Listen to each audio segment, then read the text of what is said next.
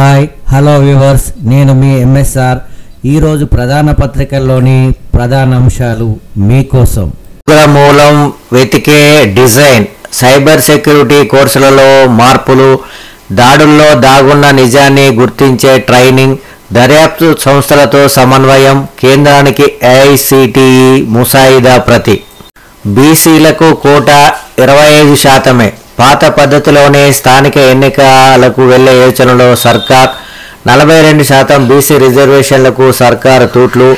15న జరిగే కేబినెట్ భేటీలో నిర్ణయం తీసుకునే అవకాశం. ఎన్నికలపై 24 లోపు హైకోర్టుకు వివరణ ఇవ్వనున్న రాష్ట్ర సర్కార్. ఆలోపే స్థానిక సంస్థల ఎన్నికల షెడ్యూల్ వస్తుందంటూ ప్రచారం. 42% కాకుండా పాత రిజర్వేషన్లు ఒప్పుకునేది లేదు బీసీ జేఏసీ. బీసీల ఐక్యతను తీల్చేందుకు కుట్ర, ఐక్యతను విచ్ఛిన్నం చేసే యత్నాల్లో అగ్రవర్ణాలు. శాసన మండలిలో ప్రతిపక్ష నేత మధుసూదనాచారి. 42% కోటా కోసం కేయూలో బీసీల ధర్మదీక్ష. కామారెడ్డి నుంచే బీసీల తిరుగుబాటు. కాంగ్రెస్ మోసంపై 15న బీసీ ఆక్రోశ సభ. సర్కారుది కాలయాపన. జస్టిస్ ఈశ్వరయ్య. 42% కోటా దక్కేదాకా పోరు నేతలు.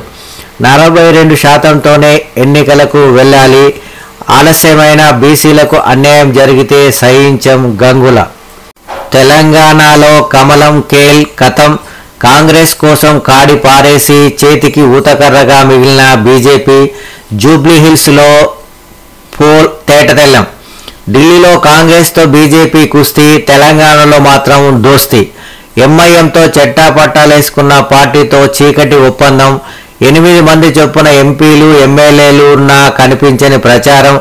డిపాజిట్ గల్లంతని సీఎం ఎద్దేవా చేసినా స్పందించని నేతలు. గతానికి భిన్నంగా జూబ్లీహిల్స్ ఉప ఎన్నికల్లో ఈసీ వ్యవహార శైలి. విచ్చలవిడిగా ₹100 కోట్ల నగదు పంపిణీ చేసిన కాంగ్రెస్. నామమాత్రంగా 3.06 కోట్లు పట్టుకున్న అధికార యంత్రాంగం. జూబ్లీహిల్స్లో బోగస్ ఓట్ల దొంగ ఓట్లపైన ఉదాసీన వైఖరి. ఈసీ ప్రేక్షక పాత్రతో బట్టబయలైన కాంగ్రెస్ బీజేపీ మిలాఖత్. బీజేపీ చరిత్రలో ఇదో విచిత్ర పరిస్థితి అంటున్న పరిశీలకులు. పార్టీ అస్తిత్వాన్ని పరంగా పెట్టి కాంగ్రెస్ గెలుపు కోసం తాహతహ. భారత్పై ఉగ్రముఖ భారీ కుట్ర. దేశవ్యాప్తంగా 200 టార్గెట్లు. 2 ఏళ్లుగా సన్నాహాలు, ఏడాదిగా ప్రణాళికలు. డిసెంబర్ 6న దేశమంతటా దాడులకు వ్యూహరచన. ముంబై దాడుల తరహాలో వరుస పేలుళ్లకు యత్నాలు. రిపబ్లిక్ డే పరేడ్పై దాడికి పన్నాగం. పటిష్ట భద్రతా ఏర్పాట్లతో వెనక్కి తగ్గిన టెర్రర్ గ్రూప్. అక్టోబర్ నవంబర్ పండుగ సీజన్లో మరోసారి భద్రతా దళాల చొరవతో మళ్లీ విఫలం. పేలుళ్ల బాధితులకు ప్రధాని పరామర్శ. ఢిల్లీ పేలుడు కుట్రదారులను చట్టం ముందు నిలబడతాం.